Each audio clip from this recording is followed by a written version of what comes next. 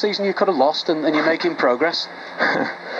Yeah, I said that to the team. We might have lost that last year, and yet overall our record at home was pretty strong last year, but we just had a spell mid-season where we lost, I think, 2 or 3 on the bounce, 1-0 out here, and possibly, listen, but I think on the balance of play we probably had the better chances, and we maybe should have nicked it. Derek Williams towards the end at the inside of the post.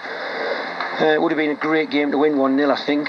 You play Cardiff and you know what you're getting. You're getting a really hard, attritional. You have to dig in and you have to fight your corner, really, and we had to do that today.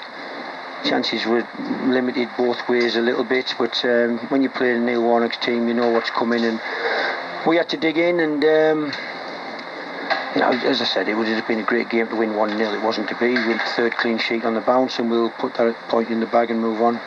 You only kept clean sheets, 3 of them, successively once last season, Tony. To have done it by the end of August, is that showing progress? I don't get carried away, to be honest. And it's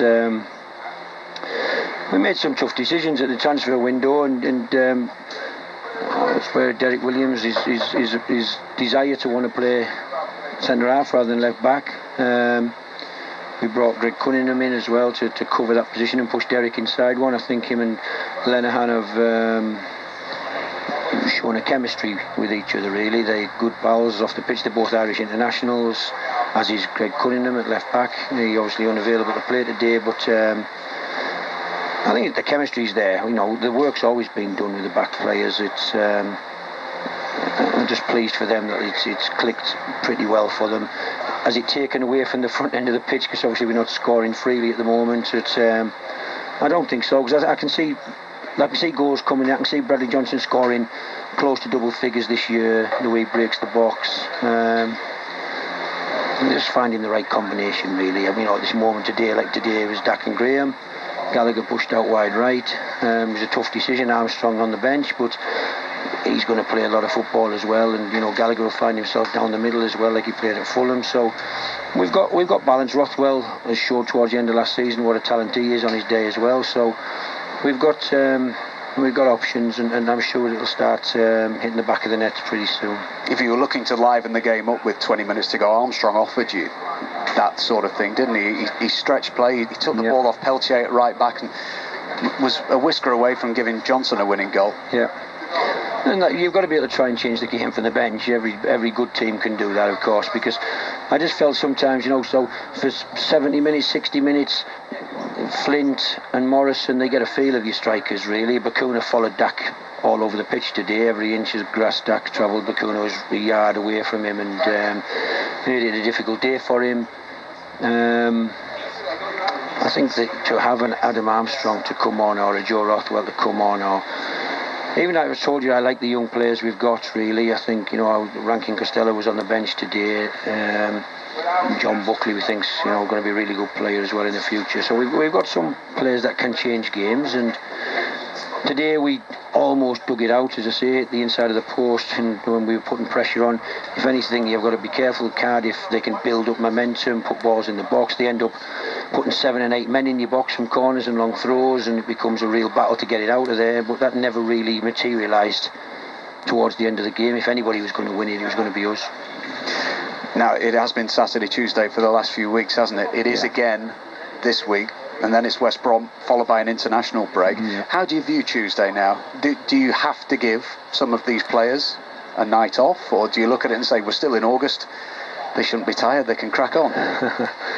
Well, listen, Stewie Downing's 35 and he's played 4 games in 10 days. I think he's earned the right for a breather on Tuesday night. You ally that to players who haven't played, might have played 1 game in them 4, or a few minutes off the bench in a couple of games. They will get a start. You have to trust your players to do the job, and yet I have to pick 11 to try and win league matches, and so we'll utilise the squad, but we won't be we won't be making 11 changes, for instance, like we did against Oldham.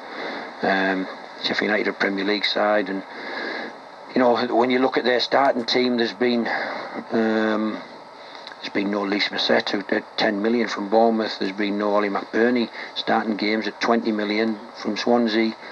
There's been no Luke Freeman at 7 million from QPR. So they've got a lot of really, really talented players, really expensive players that they'll be looking to give game time to as well. And we have to make sure we get the balance right. Don't send a team of kids there to get walloped, but hopefully send a team strong enough, like we did to Bournemouth last year, really, that can go and compete and make a real game of it. Is it an ideal night for Adarabioyo, Brereton, those sort of players who are just getting back into training to get some minutes again?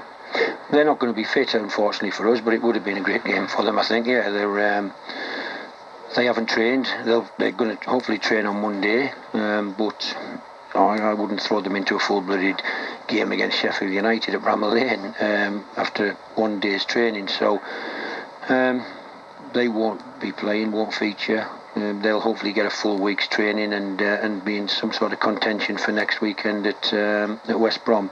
And if they don't have a full week's training, they'll probably get the 2 weeks of international break to get themselves fit and be competing for the games programme after that. Thanks a lot for your time. Tony Mowbray joining us live on